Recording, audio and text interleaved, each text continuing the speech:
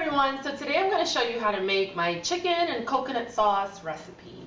I had a dinner party over the weekend and I made this recipe for that event and it was actually a hit. Got a lot of questions on how to make it, so today I'm going to show you exactly how I make my chicken and coconut sauce. So what I have here is a 9-inch metal skillet. I have my olive oil and I have a can of light coconut milk, and I'll actually use light in this recipe. Feel free to use regular coconut milk. I just like to save calories and fat whenever I can.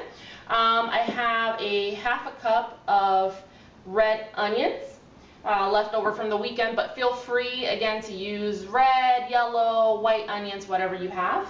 And I've pre-seasoned my chicken. I've been seasoning it for about half an hour in the fridge. I season it with salt, pepper. I use my Goya adobo seasoning, which has salt, it has black pepper, has garlic, and a bit of turmeric as well. But again, feel free to use any dry herbs that you want. I would just emphasize using oregano, salt, pepper, and garlic if you can. And I also have some tomato paste here. And lastly, I have these really neat frozen cubes of herbs that I use. I get these from Trader Joe's and from Whole Foods, and it's actually a really good thing to have, especially if you like to use fresh herbs, or if you like to use herbs in general, but you know that fresh herbs go bad really quick. And this is actually an in-between between fresh herbs and dry herbs. I really like using this stuff. So I'm going to go ahead and turn on my pan, and then what I want to do is I want to wait for it to get really hot before I add the oil. This is so that the chicken doesn't stick to the pan, and so the first thing you want to do is make sure the pan is really hot.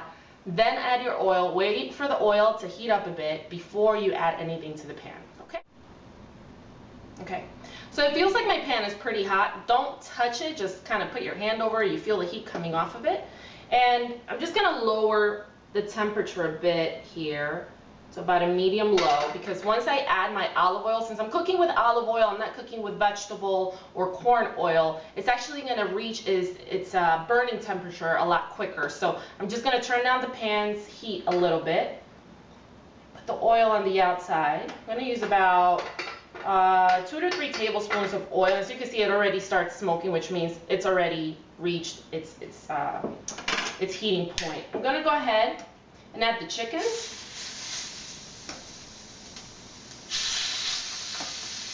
And I'm adding the chicken into the pan, skin down.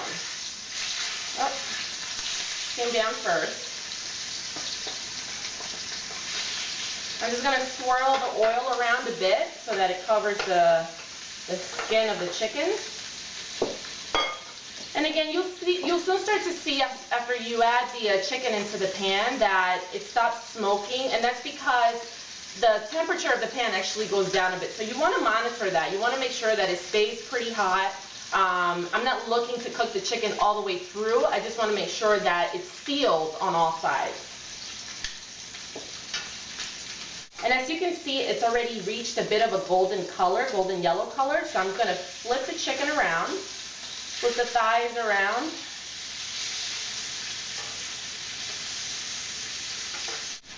And for this recipe, I like to use only the dark meat of the chicken. That means I'm only using the drumsticks and the thighs, as opposed to combining that or mixing that with the breast of the chicken, because the breast actually cook faster than the dark meat. And so you don't want to have pieces of chicken that are tougher than others. You want this to cook evenly. I'm actually going to remove the chicken. I could use the bowl where it came from. I'm going to remove the chicken, put that to the side. Again, I'm not looking to cook the chicken through. I'm just looking to brown it on all sides. And then I'm going to take my half cup of onions, add that to the pan. I'm not adding any more oil. Just using the oil that's already in there. And again, the dark meat or the chicken is actually going to render some fat. So you're going to have that in the pan as well. I like to reserve all those flavors because that's what makes this chicken dish so flavorful. It makes the coconut sauce really coconutty, and also it still has that chicken flavor. So I'm just cooking the onions through, and I'm just moving them around the pan. And now I'm going to add about a tablespoon of tomato paste, because that's what's going to give it that thicker consistency. And you'll see that the tomato paste sort of mixes in with the onions and it starts to become a little bit softer. And that's when you know you're ready to add your coconut milk. And so I'm going to use the entire can of coconut milk.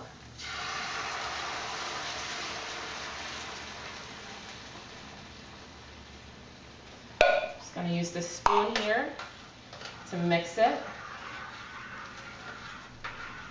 And I'm just going to stir the onions, the tomato paste, and the coconut milk together until they are completely incorporated. And you'll see it's a pretty thick consistency, which is fine. Again, I'm just looking for all of this to mix. And don't worry about it too much because once it starts to simmer, all of those ingredients will start to come together. Okay? Then I'm going to take my cilantro cubes, and I'm going to use about 2 to 3 of these. But again, if you have fresh cilantro, of course, that's better, but I wouldn't add the fresh cilantro until the end because that will actually overcook. But at this step, you can also add dried cilantro if you have that. Okay, so I'm going to use 3 of these cubes. I love how they just pop out. And now I'm going to add the chicken back into the pan.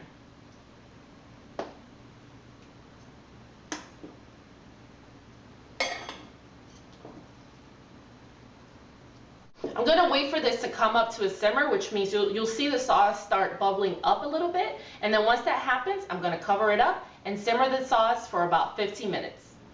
So it's been about 10 minutes, and what I want to do really quick, I just want to flip the chicken around. Oh my God, this smells so good. If you've tried this recipe, you know what I'm talking about. I mean, it smells delicious. Of course, I can smell the coconut, I can smell the oregano, the cilantro. It smells really, really delicious. I cannot wait to have some of this. What's great about this recipe is that because of the consistency of the sauce, you can have it over rice, you can have it over couscous, heck, you could even have it over pasta. It's so delicious. It's a really simple recipe, so it's easy to put together, it's delicious, and it's quick. I mean, that's the perfect formula for dinner, don't you think?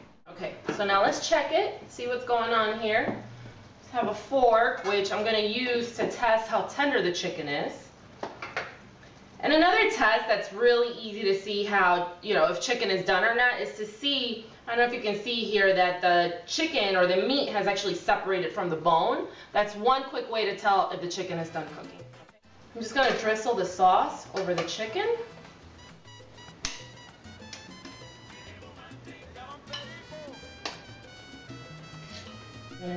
Spoon this sauce right over. And as I mentioned earlier, this is excellent, excellent over rice. Delicious over couscous. I want to put some good noodles past this either, really.